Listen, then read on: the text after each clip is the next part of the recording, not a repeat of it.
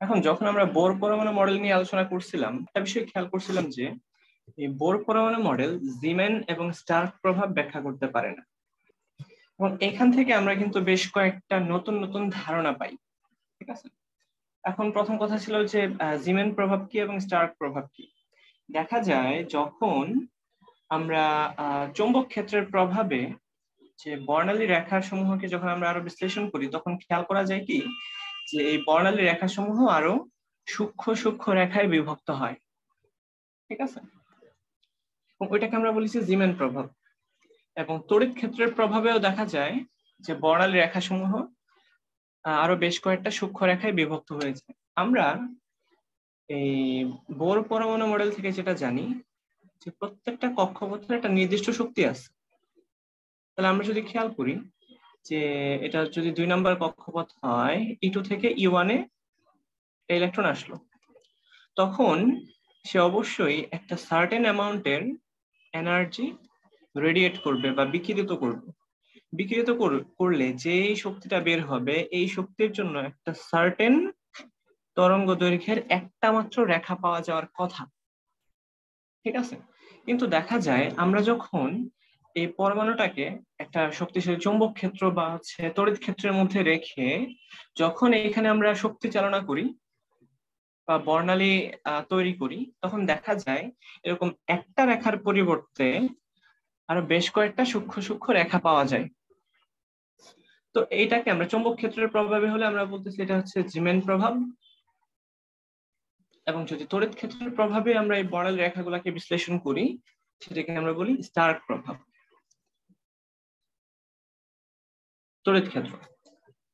ওকে, এখন এই সূক্ষ্ম রেখায় বিভক্ত হওয়ার কারণটা কি, এই কারণটা সম্পর্কে জিমেন সবার প্রথম তিনি আইডিয়া দেন। কিভাবে? খেয়াল করো যে আমরা যেটাকে বর্তমানে জানি যে একটা নির্দিষ্ট কক্ষপথ বা শক্তি স্তর, নির্দিষ্ট শক্তির কক্ষপথ, বা এটাকে আমরা বলতেছি স্থির কক্ষপথ। এই প্রত্যেকটা কক্ষপথ আরো বেশ কয়েকটা উপ শক্তি স্তরে বিভক্ত। তাহলে আমি যদি লিখি যে কক্ষপথ, বা এটাকে আমরা বলতেছি কি স্টেশনারি অরবিট, স্থির কক্ষপথ, যেটা ধারণা সবার প্রথম বোর দেন, যাকে আমরা এন দ্বারা প্রকাশ করি, এন এর মান 1 2 3 4 আপ টু ইনফিনিটি পর্যন্ত হয়। এখন এরকম প্রত্যেকটা কক্ষপথ, প্রধান কক্ষপথ কয়েকটা উপশক্তি স্তরে বিভক্ত, উপস্তরে বিভক্ত।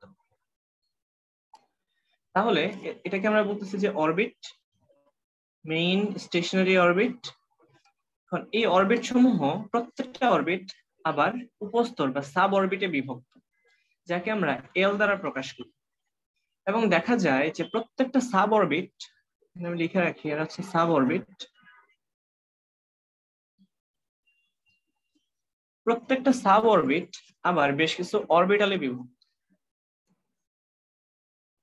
প্রত্যেকটা সাব ইউনিট বা সাব অরবিট বেশ কিছু অরবিটালে বিভক্ত। আমরা অরবিটাল লিখি তাইলে হবে অরবিটাল। এই অরবিটালকে আমরা প্রকাশ করি এম দ্বারা।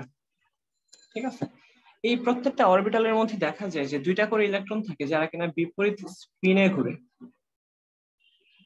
স্পিন আমরা প্রকাশ করি এস দ্বারা। এখন একটা ইলেকট্রন দেখা যাবে ইলেকট্রনের অবস্থানকে প্রকাশ করার জন্য এই 4টা নাম্বার বা হচ্ছে এন এল এম এস, এই 4টা সহায়তা নিতে হবে। তো শুরুতেই স্থির কক্ষপথ বা প্রধান কক্ষপথকে বোঝানোর জন্য আমরা বেশ কিছু সংখ্যা ব্যবহার করি, যে সংখ্যাগুলোকে বলা হয় প্রধান কোয়ান্টাম সংখ্যা। তাদেরকে কি বলা হয়? প্রধান কোয়ান্টাম সংখ্যা বা প্রিন্সিপাল কোয়ান্টাম নাম্বার। ঠিক আছে, প্রধান কোয়ান্টাম সংখ্যা কারা? স্থির কক্ষপথকে প্রকাশ করে এমন কিছু সংখ্যা, যেমন প্রথম কক্ষপথের জন্য 1, দ্বিতীয় কক্ষপথের জন্য 2, তৃতীয় কক্ষপথের জন্য 3।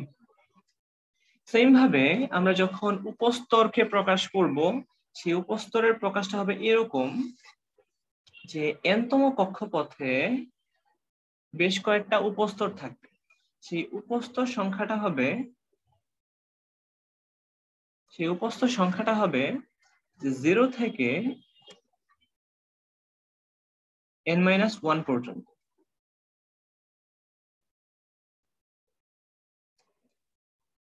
তাহলে উপস্তর l এর মান হবে, তাহলে আমরা এখানে লিখলাম l এর মানটা হবে 0 থেকে n-1 পর্যন্ত।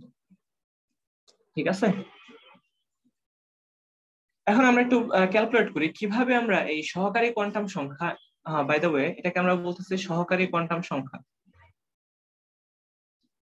সহকারী কোয়ান্টাম সংখ্যা।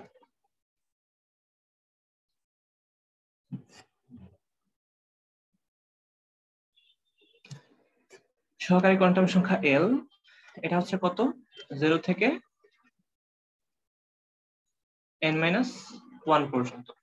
তাহলে আমি যদি এটা একটু খেয়াল করি যে n সমান 4, অর্থাৎ চতুর্থ শক্তি স্তরের জন্য সহকারী কোয়ান্টাম সংখ্যার মান কত হবে? তো এই ক্ষেত্রে আমরা যেটা বের করব, l এর মানটা আমরা জানি 0 থেকে n-1 পর্যন্ত। তাহলে 0 হবে, 1 হবে, 2 হবে এবং হবে হচ্ছে 3।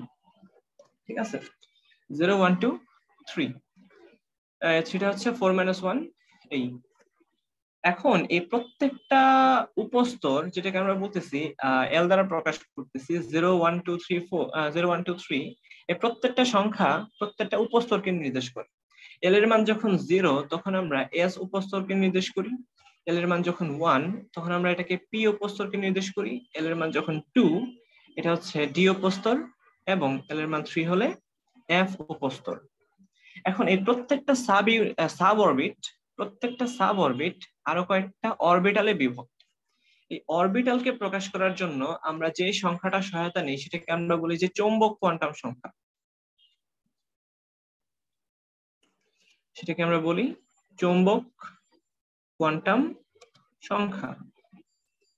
ঠিক আছে, ওইটাকে আমরা m দ্বারা প্রকাশ করি, ম্যাগনেটিক কোয়ান্টাম নাম্বার। এখন m এর ভ্যালুটা কোথা থেকে কই পর্যন্ত হয়?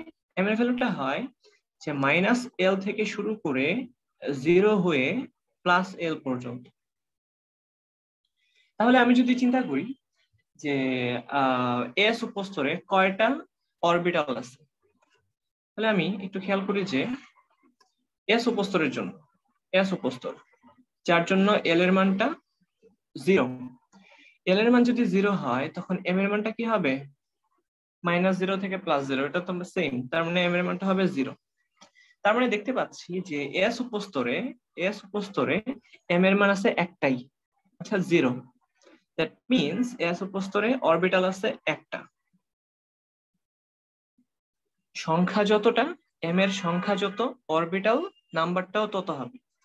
তো আমরা যদি p উপস্তরের জন্য দেখি, এই ক্ষেত্রে l এর মানটা কত? 1। সেক্ষেত্রে m এর মান হবে -1, 0 এবং +1, কারণ -l থেকে +l পর্যন্ত। তো এই ক্ষেত্রে আমরা দেখতে পাচ্ছি যে p উপস্তরের জন্য m এর মান হচ্ছে 3টা। m এর মান 3টা মানে এই ক্ষেত্রে 3টা অরবিটাল আছে আমাদের। 3টা অরবিটাল কি কি? p অরবিটাল 3টা থাকে, একটা হচ্ছে x অক্ষ বরাবর px, আরেকটা y অক্ষ বরাবর py, আরেকটা z অক্ষ বরাবর pz। বুঝা গেল? p উপস্তরে 3টা অরবিটাল আছে যাদেরকে আমরা px, py এবং pz এই নামে নামকরণ করি। তারপর আমরা যদি এই d উপস্তরের জন্য দেখি, যখন l এর মান 2, l এর মান 2 মানে হচ্ছে কি d উপস্তর। l এর মান যদি 2 হয় m এর মান কত পাবো? -2, -1, 0, +1 এবং +2। তো দেখা যাচ্ছে এক্ষেত্রে m এর মান কিন্তু 5টা পাচ্ছি। ঠিক আছে, m এর যে ভ্যালু এক্ষেত্রে আছে 5টা। দ্যাট মিন্স এই d উপস্তরে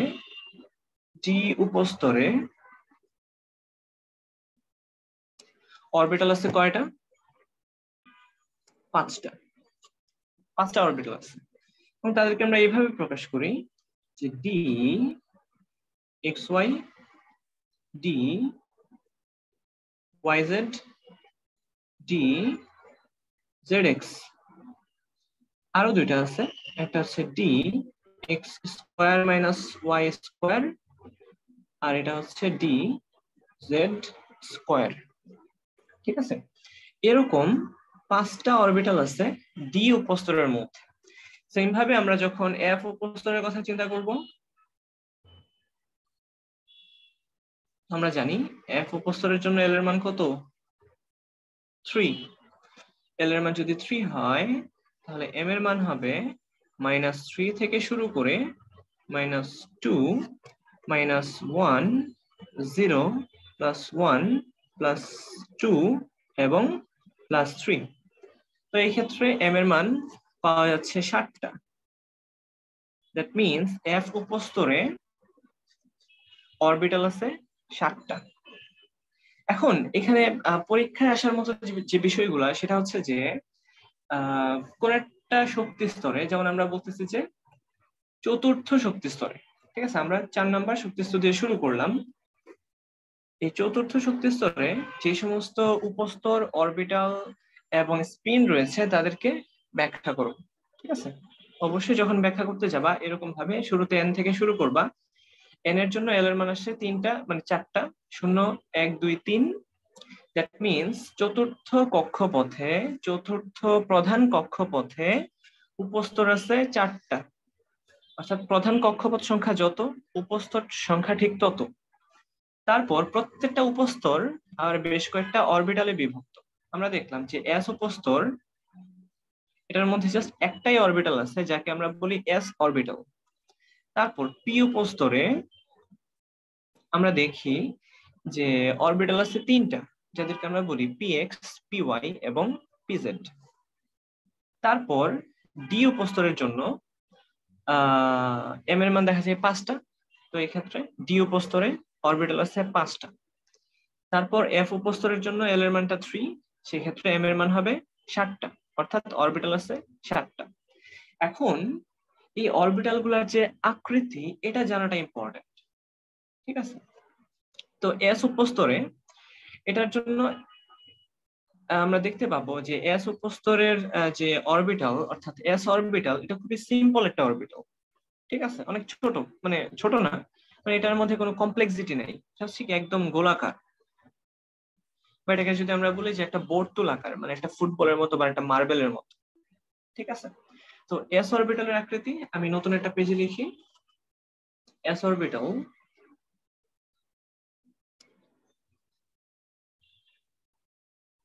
এই এস অরবিটালের আকৃতি হচ্ছে বর্তুলাকার, বর্তুলাকার, বা এটাকে আমরা ফুটবলের আকারও বলতে পারি। ঠিক আছে, তারপর আমরা যদি দেখি যে পি অরবিটাল, এটা হচ্ছে দেখতে ডাম্বেল আকার,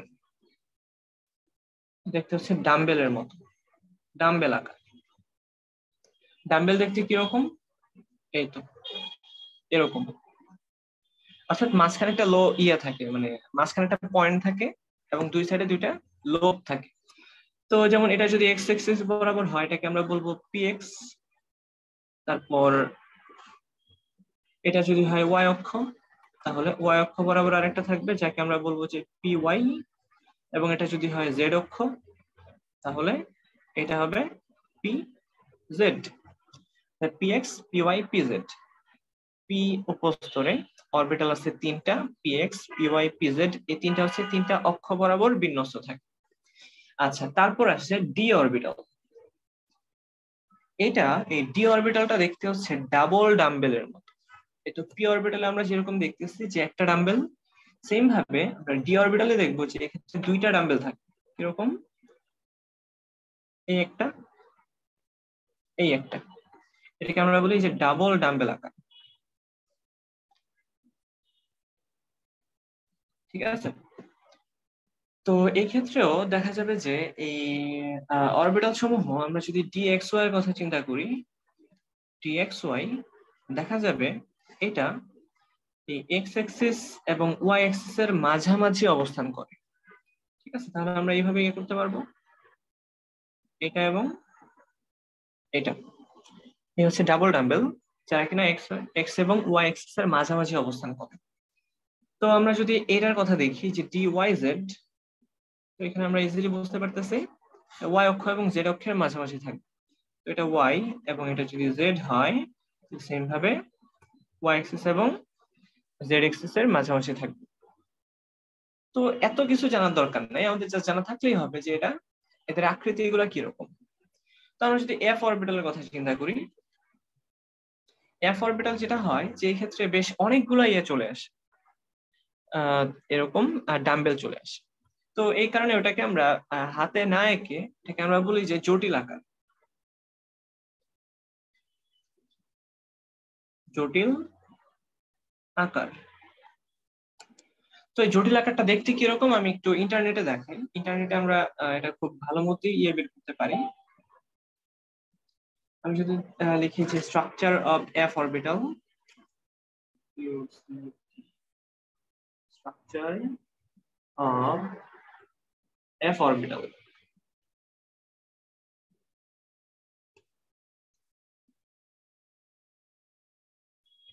দেখো দেখা যাচ্ছে কিনা।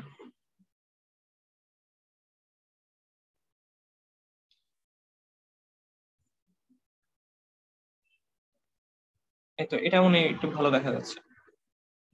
আচ্ছা আমি কপি করে নিই।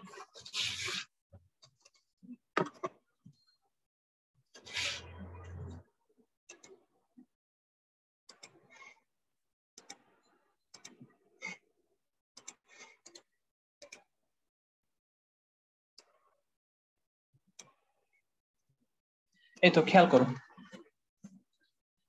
আমরা যেটা দেখতেছি যে এস অরবিটাল কি, এস অরবিটাল হচ্ছে একদম বর্তুলাকার, মানে ফুটবলের মতো। আমরা যদি এই সেন্টারটাকে এটার কেন্দ্র চিন্তা করি, অর্থাৎ এই মূল বিন্দুটাকে, তাহলে দেখা যাবে মূল বিন্দু থেকে এটা একদম সিমেট্রিক একটা স্ট্রাকচার। সিমেট্রিক মানে কি, প্রতিসম, অর্থাৎ কেন্দ্র থেকে এটা সর্বদাই সমান দূরত্বে থাকতেছে। এস অরবিটাল হচ্ছে সিমেট্রিক বা প্রতিসম। তারপরে হচ্ছে পি অরবিটাল, এক্ষেত্রে দুইটা ডাম্বেল থাকে বা দুইটা লোব থাকে, যেমন এই হচ্ছে একটা, এই আরেকটা, ঠিক আছে। উপরেরটাকে আমরা বলতেছি লোব, একটা লোব, নিচেরটাকে বলতেছি আরেকটা লোব, এবং উপরেরটা প্লাস, নিচেরটা মাইনাস। তো এবার ডি অরবিটাল, এক্ষেত্রে দেখা যাচ্ছে ডাবল ডাম্বেল দেখা যাচ্ছে। তো আমরা যদি এটা দেখে বুঝতেছি এক্স এবং ওয়াই অক্ষ বরাবর যেহেতু আছে, এর মাঝামাঝি যেহেতু আছে, এটা হচ্ছে ডি এক্স ওয়াই অরবিটাল, ঠিক আছে। আর এফ অরবিটাল এটা কিন্তু খুবই কমপ্লেক্স, তাই না? নানান দিকে এটার লোব গুলা বিন্যস্ত, যে এই একটা দুইটা তিনটা চারটা পাঁচটা ছয়টা, বেশ অনেকগুলো আছে লোব। তো এই কারণে এদেরকে আমরা জাস্ট বলে দিই এরা হচ্ছে জটিল আকার, এরা হচ্ছে কি, জটিল আকার। তো মোটামুটি আমাদের এতটুকু জানা থাকলেই হবে। এখন আমাদের আরেকটা বাদ আছে, সেটা হচ্ছে spin quantum number, 4 number. Spin, spin quantum number, এটা কিরকম, একটা ইলেকট্রনের স্পিন আছে দুইটা, ইলেকট্রনের স্পিন হওয়া পসিবল হচ্ছে দুইটা। দুইটা কি কি, একটা হচ্ছে প্লাস হাফ আর একটা হচ্ছে মাইনাস হাফ, ঠিক আছে। এই দুইটা সংখ্যা দিয়ে আমরা ইলেকট্রনের স্পিন বা ঘূর্ণনকে প্রকাশ করতে পারি। তো এই দুইটা স্পিন মানে ইলেকট্রন যখন কোন একটা অরবিটালে থাকে তখন ইলেকট্রন জোড়ায় জোড়ায় থাকে বা থাকতে চায়। একটা অরবিটালের মধ্যে, একটা অরবিটালের মধ্যে দেখা যাবে সর্বোচ্চ দুইটা ইলেকট্রন থাকা পসিবল, সর্বোচ্চ, সর্বোচ্চ দুইটা ইলেকট্রন থাকতে পারে, দুইটার বেশি থাকতে পারবে না। এরকম আমরা অরবিটাল গুলাকে ঘর হিসেবে চিন্তা করতে পারি। যেমন এস অরবিটাল, এক্ষেত্রে জাস্ট একটাই ঘর আছে। পি অরবিটাল, এক্ষেত্রে আছে 3টা ঘর। 1 2 3। তারপর ডি অরবিটাল আছে কয়টা? 5টা। ডি প্রস্তরের মধ্যে 5টা অরবিটাল আছে, 5টা ঘর। 1 2 3 4 5। সেম ভাবে এফ অরবিটালের মধ্যে আছে 7টা ঘর, বা এস উপস্তরের মধ্যে আছে 7টা ঘর। তো 1 2 3 4 5 6 এরকম 7টা আছে। এই প্রত্যেকটা অরবিটালের মধ্যে ইলেকট্রন এরকম ভাবে তার স্পিন মেইনটেইন করে থাকবে। প্রত্যেকটা ঘরে এমন ভাবে ইলেকট্রন সমূহ থাকবে যেন তাদের টোটাল স্পিন হয় 0, মানে হচ্ছে সমষ্টিটা হয় 0। ঠিক আছে, মানে প্লাস মাইনাস আর কি। মানে একটা কাপল চিন্তা করা যায়, একটা ছেলে একটা মেয়ে, ঠিক ওরকম যে একটা যদি হয় প্লাস, সেটাকে আমরা উপরের দিকে লিখতেছি, আর একটা হচ্ছে মাইনাস নিচের দিকে। সর্বোচ্চ এই দুইজনে থাকা পসিবল, ঠিক আছে, প্রত্যেকটা ঘরে। তো সেম ভাবে এই একটা একটা একটা তারপর হচ্ছে বিপরীত দিকে আসবে। তো এই ক্ষেত্রে আমরা লিখি একটা একটা করে যাচ্ছে শুরুতে, তারপরে বিপরীত দিকে আসবে। এখন কিন্তু এই প্রত্যেকটা ঘরের মধ্যে যখন একটা হচ্ছে আপওয়ার্ড স্পিন আর একটা হচ্ছে ডাউনওয়ার্ড স্পিন, এই দুইটা স্পিন যখন পরস্পরকে ক্যান্সেল করে দিবে, এখানে কিন্তু আর জায়গা থাকে না, এটা উপর আর এটা নিচ, জাস্ট এটাই এনাফ। তো এখান থেকে আমরা দেখতে পারি যে প্রত্যেকটা অরবিটালের মধ্যে 2টা করে ইলেকট্রন থাকা পসিবল সর্বোচ্চ। সর্বনিম্ন তো 0 হতে পারে, মানে অরবিটাল ফাঁকা হইতে পারে, কিন্তু সর্বোচ্চ থাকতে পারে 2টা করে। এই এই তো এখন আমরা একটু খেয়াল করি যে এস অরবিটালের মধ্যে বা এস উপস্তরের মধ্যে অরবিটাল আছে একটা, তার মানে এখানে ইলেকট্রন থাকতে পারে কয়টা? সর্বোচ্চ 2টা। পি উপস্তরের মধ্যে অরবিটাল আছে 3টা, সুতরাং ইলেকট্রন সর্বোচ্চ কয়টা থাকতে পারে? 6টা। ডি উপস্তরের মধ্যে অরবিটাল আছে 5টা, সুতরাং এই ক্ষেত্রে ইলেকট্রন সর্বোচ্চ কয়টা থাকতে পারে? 10টা। সেম ভাবে এফ অরবিটালের মধ্যে সর্বোচ্চ ইলেকট্রন ধারণ ক্ষমতা 14টা।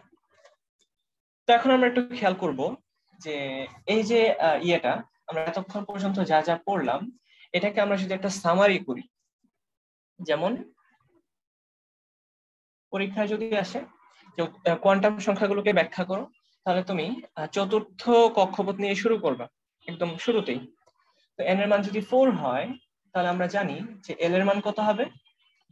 এল এর মান 0, এল এর মান হবে 1, এল এর মান হবে 2 এবং 3। দ্যাট মিনস যে 0 থেকে n-1 পর্যন্ত। এখন এল এর মান যখন 0, এটাকে আমরা বলতেছি এস অরবিটাল। এটাকে আমরা কি বলতেছি? S orbital. কিভাবে? এল এর মান 0 হলে এম এর মানও 0।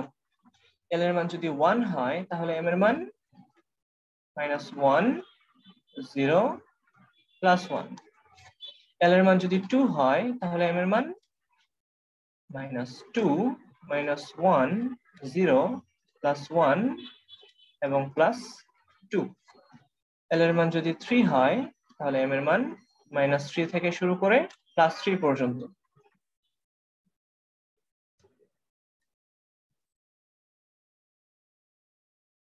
+3। তো এবার আমরা খেয়াল করি যে এস উপস্তরে অরবিটাল আছে কয়টা? একটা। পি উপস্তরে অরবিটাল 3টা, ডি উপস্তরে অরবিটাল আছে 5টা এবং এখানে 7টা। জাস্ট আমরা এইভাবে লিখে দিব। এখন একটু খেয়াল করো তো যে অরবিটাল সংখ্যা টোটাল কয়টা দাঁড়াচ্ছে? মোট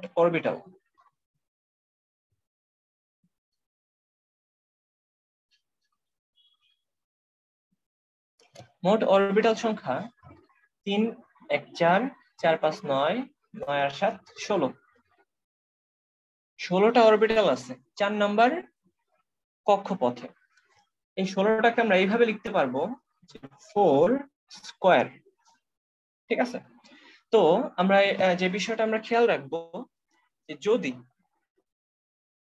কোন একটা কক্ষপথের প্রধান কোয়ান্টাম সংখ্যা হয় n, অর্থাৎ n-তম কক্ষপথের মধ্যে মোট অরবিটাল সংখ্যা হবে n স্কয়ার। ঠিক আছে, n-তম কক্ষপথে অরবিটাল সংখ্যা n স্কয়ার। তাহলে এখানে আমি লিখে রাখলাম n-তম কক্ষপথের জন্য অরবিটাল সংখ্যা n স্কয়ার। এখন আমরা এটাও জানি যে প্রত্যেকটা অরবিটালের মধ্যে ইলেকট্রন থাকতে পারে দুইটা করে। তো ইলেকট্রন যেহেতু দুইটা করে থাকতে পারে, তাহলে এস অরবিটালে ইলেকট্রন আমরা পাচ্ছি দুইটা, পি অরবিটালে ইলেকট্রন পাচ্ছি 6টা, ডি তে পাচ্ছি 10টা এবং এফ এ পাচ্ছি 14টা। তাহলে এই সবগুলোকে আমরা যোগ করে দিলে কত আসবে? 14, 10, 24 আর 6 30, 30 এবং 2 32। তাহলে মোট ইলেকট্রন সংখ্যা হচ্ছে 32। এটাকে কি এইভাবে লেখা যায় যে 2 into 16, এর মানে হচ্ছে যে 2 into 4 স্কয়ার। দ্যাট মিনস যে প্রত্যেকটা অরবিটালে যেহেতু দুইটা করে ইলেকট্রন থাকা পসিবল, তাই n-তম কক্ষপথে টোটাল ইলেকট্রন সংখ্যা হবে 2n square. That means 2 into 4 square. তো এই জিনিসটা তবে আমরা ক্লাস 8 থেকে জেনে আসতেছি যে কক্ষপথের সংখ্যা যদি n হয়, তাহলে n-তম কক্ষপথে সর্বোচ্চ ইলেকট্রন ধারণ ক্ষমতা 2n স্কয়ার। এটার একদম চাক্ষুষ প্রমাণ এবং ম্যাথমেটিক্যাল প্রমাণ হচ্ছে এটা। এটা বুঝা গেল?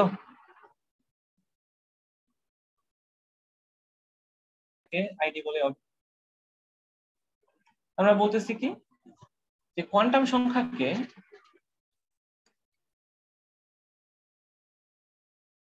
বা কোয়ান্টাম সংখ্যার সেট যেটা আছে, এই কোয়ান্টাম সংখ্যার সেটকে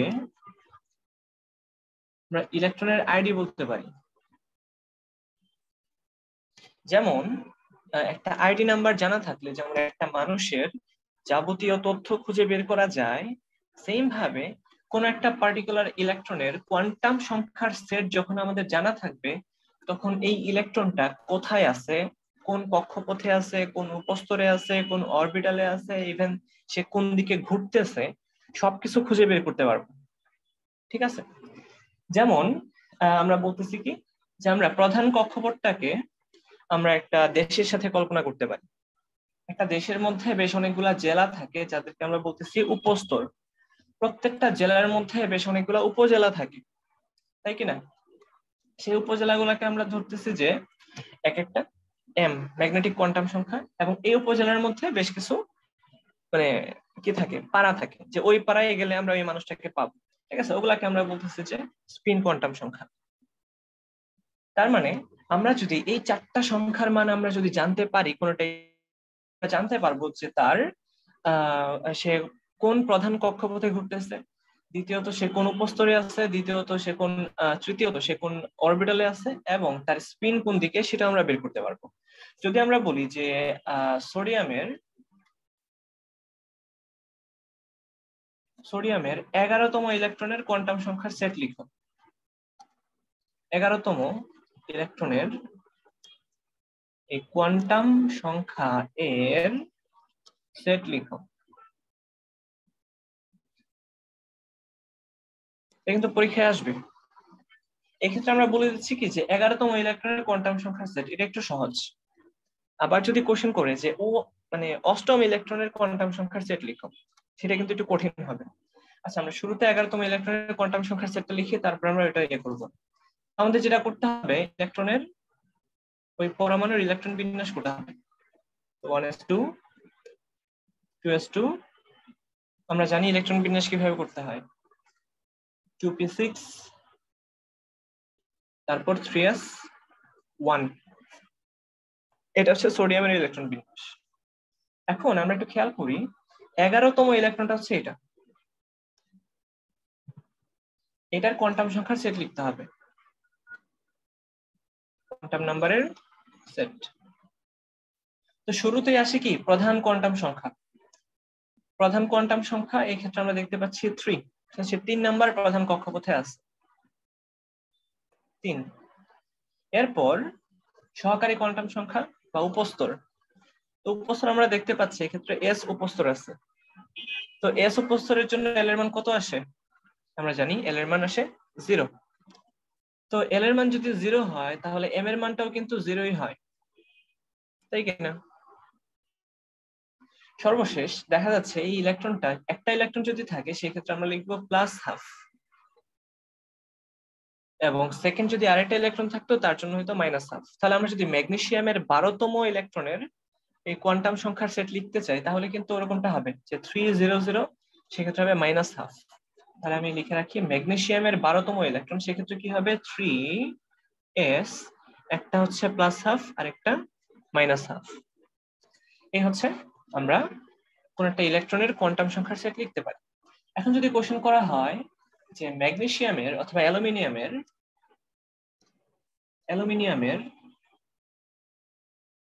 কোন একটি ইলেকট্রনের কোয়ান্টাম সংখ্যার সেট, কোন একটি ইলেকট্রনের কোয়ান্টাম সংখ্যার সেট দেওয়া আছে 2, 1, -1 এবং +12। আমাদেরকে খুঁজে বের করতে হবে যে ইলেকট্রনটা কোথায় আছে এবং সেটা কত নাম্বার ইলেকট্রন। তাহলে ইলেকট্রনের কত নাম্বার ইলেকট্রনের কোয়ান্টাম সংখ্যার সেট হচ্ছে এটা খুঁজে বের করতে হবে।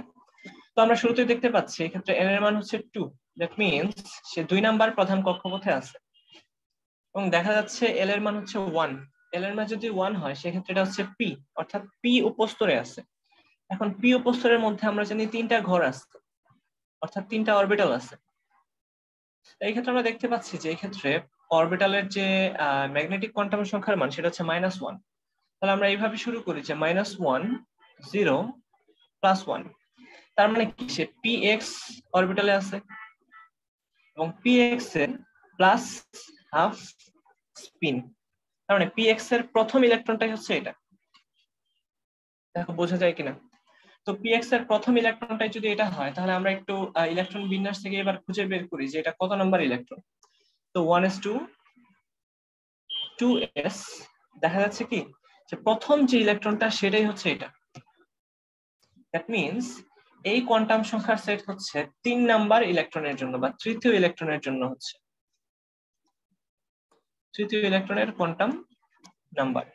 আমি আবারও ব্যাখ্যা করি যে n এর মান যেহেতু 2, এটা হচ্ছে 2 নাম্বার কক্ষপথে আছে। l এর মান যেহেতু 1, তাই আমরা দেখতে পাচ্ছি এটা p উপস্তরে আছে। তো তারপর m এর মান যেহেতু -1, তাহলে এটা হচ্ছে px অরবিটালে আছে।